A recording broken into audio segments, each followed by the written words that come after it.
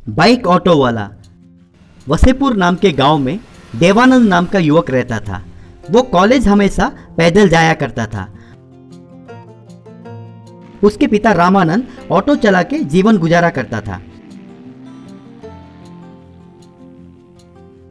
एक दिन रामानंद अपनी पत्नी लक्ष्मी से, लक्ष्मी, दिन ब दिन हमारी हालत बिगड़ती जा रही है। वो विक्रम सिंह के पास ऑटो के लिए जो पैसे हमने लिए थे उसको चुकाना भी मुश्किल हो रहा है।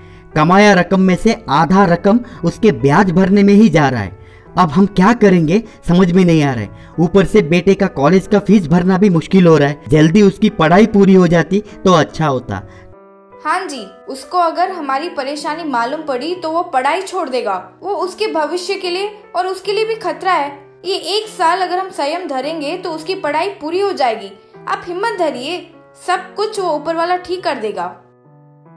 तो चुपके से उनकी बातें सुनकर देवानंद बहुत उदास हुआ। एक दिन देवानंद पैदल चल के जा रहा था तो एक बाइक वाला आके उसके पास गाड़ी रुकाया। हेलो, लिफ्ट चाहिए? आ जाओ, आके बैठो। तो देवानंद, नो प्रॉब्लम सर, मैं पैदल जाऊंगा, मुझे यही आदत है। तो वो आदमी, हेलो, मेरा नाम सिंधिया है, मुझे बाइक रेसिंग बोले तो बहुत अच्छा लगता है। आना भाई, आ, तू बहुत शर्माता है, अभी क्या तेरा हाथ पैर जोड़ना होगा? Come on. वैसे दोनों गाड़ी पे जाते समय सिंधिया को दिल का दौरा पड़ा। उससे गाड़ी अपने आप कंट्रोल खो के नीचे गिर गई। देवानंद उसका हाथ पकड़कर गाड़ी के पीछे सीट पे बिठा के वो खुद गाड़ी चला के अस्पताल लेकर गया।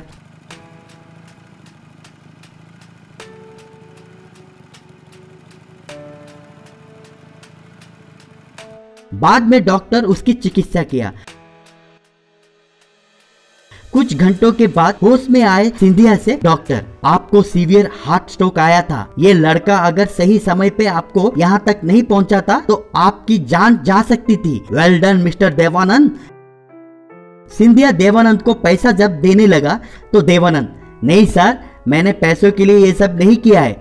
आपके जगह पे अगर कोई और भी होता तो यही करता। सिंधिया, देवानंद, मैं एक बड़ा बिजनेसमैन हूँ, अगर मुझे कुछ हो जाता तो बहुत सारे परिवार तकलीफ में गिर जाते। ठीक है, पैसे मत ले, मगर ये बाइक जरूर ले ले। पैदल कितना दिन कॉलेज आएगा? भविष्य में तुम्हें अगर किसी भी चीज की जरूरत पड़ी तो मुझे आकर मिल। कहते हुए बाइक की चाबी उसको दे दी। वैसे देवानंद बाइक के ऊपर घर गया।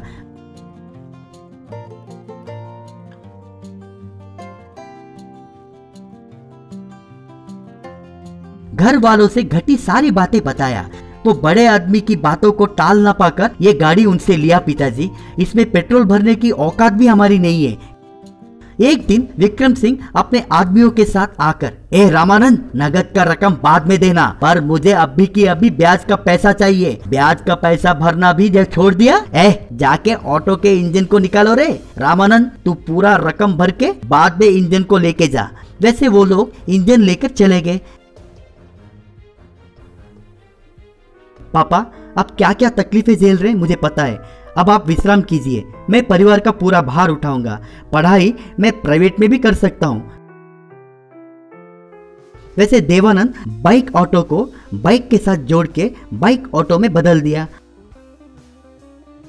उस पे ऑटो स्टैंड के पास गया। ऑटो स्टैंड पे आते ही लोग सभी उसे देखकर आकर्षित हुए और उस पे धमाधम चढ़ने लगे। वैसे लोगों को चढ़ के देवानंद बाइक ऑटो चलाना शुरू किया। वैसे धीरे धीरे कमाई भी बढ़ने लगी।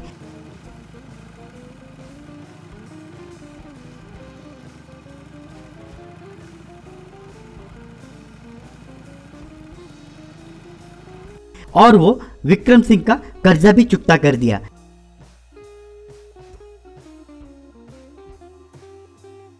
एक दिन सिंधिया से मिलके, सर, मैं ये बाइक ऑटो तैयार किया। इसे मैं बहुत कम लागत में तैयार किया। ऑटो खरीदने की औकात तक जिसके पास नहीं है वैसे लोगों के लिए ये बहुत लाभदायक होगा।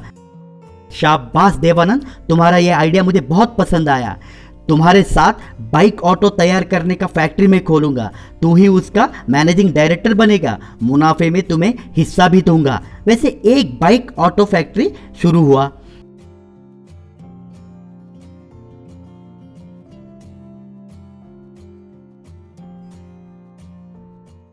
बुलडोजर।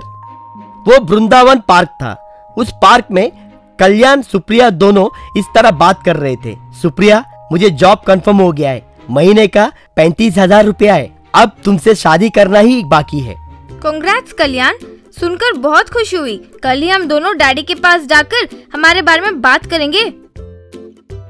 जरूर, पर मेरे कुछ छोटी छोटी तमन्नाएं हैं कि मेरा विवाह एक बड़े स्टेज पे हो, विवाह का पैरेड मगर बहुत बड़ी कार में होना चाहिए।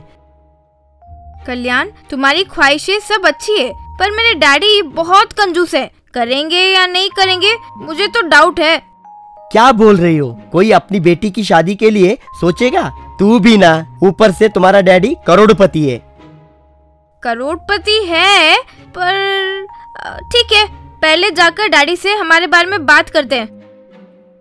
अगले दिन दोनों सुप्रिया के डैडी के पास गए। Hello sir, my name is Kalyan, मैं बैंक में प्रोबेशनरी ऑफिसर तहत हाल ही में भर्ती हुआ। मैं आपकी बेटी से शादी करना चाहता हूँ। हाँ डैडी, मुझे भी कल्याण बहुत पसंद है। तो सुप्रिया के daddy Ritesh Rao, okay baby, क्या हुआ, तुम्हें पसंद है ना, go ahead. Thank you daddy कहकर गले लगाई। शादी के लिए मेरी छोटी छोटी मांगे हैं, क्या मैं बोल सकता हूँ? या गो अहेड। कुछ नहीं अंकल, मेरी शादी धूमधाम होनी चाहिए और विवाह का पैरेड कीमती कार के साथ होनी चाहिए। शादी का मंडप ऊंचा होना चाहिए, सबको दिखे वैसा रहना है। तो रितेश राव एक पल सोचकर, हाँ क्या, ठीक है, वैसे ही करेंगे। विवाह के दिन रितेश एक बुलडोजर को लेकर कल्याण के पास आया। कल्याण वो बुलडोजर देखकर आश्चर्य हो गया।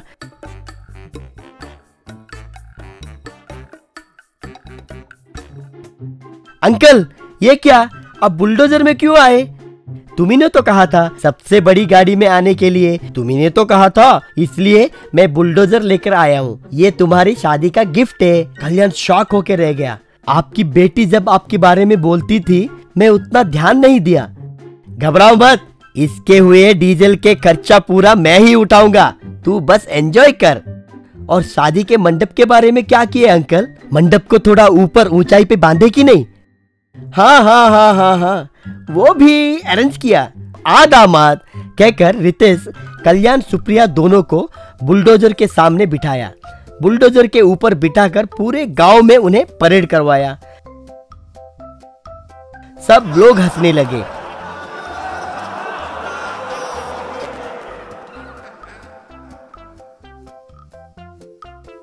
तुम्हारा डैडी मेरी पूरी इच्छाएं और सारे सपने गंगा में बहा दिए।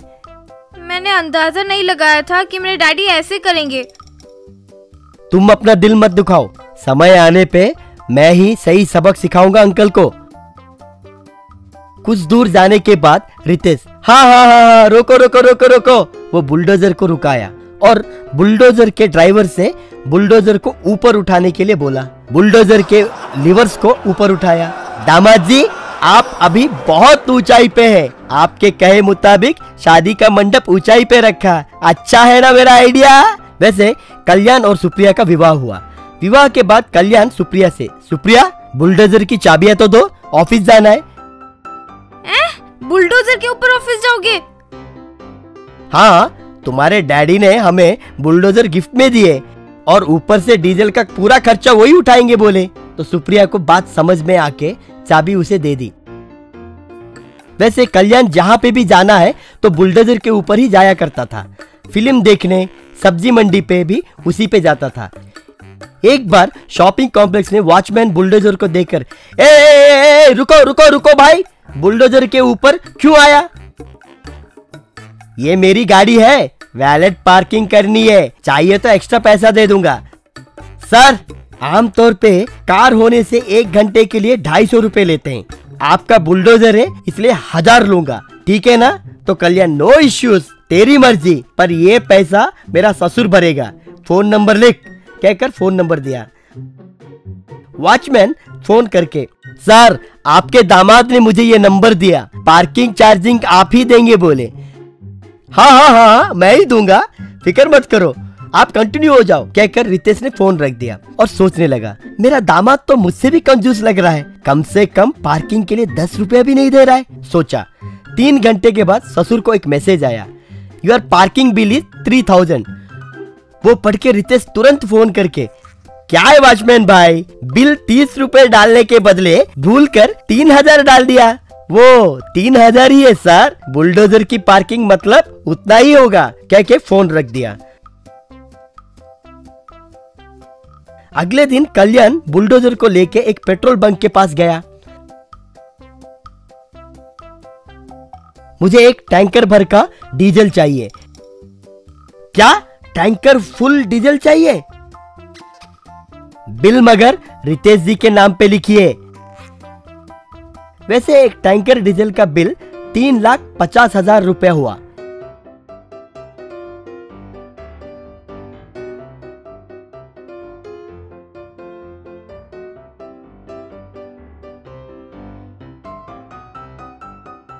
रितेश के फोन पे बिल का मैसेज आते ही, बाप रे, ये क्या, डीजल का खर्चा 3,50,000 रुपए, क्या चल रहा है इनका, कहकर रितेश ने कल्याण को फोन लगाया। दामाद जी, ये क्या, 3,50,000 का डीजल बिल का मैसेज आया? हाँ ससुर जी, बार बार बंक के पास जाकर क्या भरूंगा सोच के टैंकर खरीद लिया। फिर अगले हफ्ते और एक टैंकर चाहिए कहकर पहले से ऑर्डर भी दे दिया। बिल आया ना, तुरंत रितेश फोन रख के, ओ माय गॉड, हफ्ते में 3,50,000 मतलब महीने का 15 लाख, साल का 2 करोड़, बाप रे नहीं, इससे अच्छा उसे एक महंगी कार दे देने से मुझे छुटकारा मिल जाएगा। और तुरंत दामाद के पास जाकर, बेटा कल्याण, ये लो तुम्हारा न्यू स्पोर्ट्स कार, इसे लेकर जाओ, उस बुलडोजर से मुझे थोड़ा काम है, उसे सर्विस के लिए देना है। तो कल्याण सुप्रिया दोनों को बात समझ में आ गई। रहने दीजिए ससुर जी, हमें तो बुलडोजर ही अच्छा लग रहा है। नहीं नहीं नहीं नहीं दामाद जी, ये स्पोर्ट्स कार भी बहुत अच्छी है, एक बार आप इसे इस्तेमाल करके तो देखिए, पसंद नहीं आई तो फिर वापस बुलडोजर लाकर दे दूंगा ना, कहकर बुलडोजर स्टार्ट करके चला गया। स्कूटर। ये सिलेरू नाम का गांव है। वहाँ राहुल नाम के स्कूटर मैकेनिक के पास एक स्कूटर शॉप हुआ करता था। वो स्कूटर और बाइक भाड़े पर देता था और जरूरत के हिसाब से खरीदता और बेचता भी था। रविंदर नाम का एक लड़का कुछ सालों से राहुल के पास ही काम करता था। एक बार राहुल, अरे रविंदर, मैं शहर जा रहा हूँ, शाम तक आ जाऊंगा। इस दौरान दुकान का सारा पेंडिंग काम तुम्हें ही संभालना होगा, और वो जमींदार का बाइक टायर पंचर हुआ है, जरा उसे भी देख लेना, कहकर वहाँ से चला गया। पता नहीं क्या जिंदगी है, पंचर भी करूं, दुकान भी संभालूं, चेन पर ग्रीस भी लगाऊं, साथ साथ दुकान पर आने वालों को ध्यान भी रखूं, उन्हें टी कॉफी भी देना है, और खुद कॉफी टी के लिए पैसा भी नहीं देता है। पता नहीं खुद के बारे में क्या सोचता है, छी छी, यूं सोचा। कुछ समय बाद एक लड़का वहाँ आकर, भैया मेरा नाम कबीर है, मैं बहुत बुद्धिमान हूँ भैया, जो भी काम दोगे वो कर लूंगा, कोई काम है क्या, पूछा। हाँ, बुद्धिमान हो, वैसे ही सोचकर मैं ऐसे रह गया हूँ। ठीक है, मैं टायर को पंचर मारता रहूंगा, तुम इतने में उन बाइक्स को अच्छे से धोकर चेन पर ग्रीस लगाओ। इस तरह कबीर रविंदर शाम तक सारा काम निपटा लिए। तब कबीर, भैया सारा काम कर लिया, एक बार आकर देख लीजिए, कहा। अब्बा, सारा काम अच्छे से किए हो, बहुत मदद की है, थैंक यू। थैंक यू मत बोलिए भैया, पैसे दे दीजिए बस। पैसे? क्यों? तुमने काम पूछा, मैंने काम दिया, बस। अरे ऐसे क्यों कह रहे हो भैया? इतने में राहुल वहाँ आकर, क्या चल रहा है यहाँ? पूछा। देखिए, सुबह से मेरे से सारा काम करवा कर अब पैसे मांग रहा हूँ तो नहीं दे रहा है, ऊपर से दोपहर में चिकन बिरयानी और कोल्ड ड्रिंक भी मेरे ही पैसों से खा गया। राहुल को सब समझ आ गया। ठीक है, मैं देता हूँ, कहकर पैसे देकर कबीर को भेज दिया। तब राहुल रविंदर से, अबे तुम खुद ही यहाँ पे काम करते हो और तुम्हें असिस्टेंट चाहिए, ऊपर से बिरयानी कोल्ड ड्रिंक अलग, अगर ऐसा ही चलता रहा तो हमारा व्यापार तो बस खत्म समझो, कहा। एक और दिन राहुल रविंदर को दुकान संभालते हुए कहकर, अरे हाँ, गाड़ी बेचने एक आदमी आएगा, गाड़ी की कंडीशन देखकर 1000 रुपए से ज्यादा देकर मत खरीदना, कहकर चला गया। रविंदर दुकान पर जब बैठा था तो एक आदमी आकर, सर मैं ये गांव इसमें नया आया, हिंदी आती नहीं उतनी, बाइक बेचना कितना देता? कहा।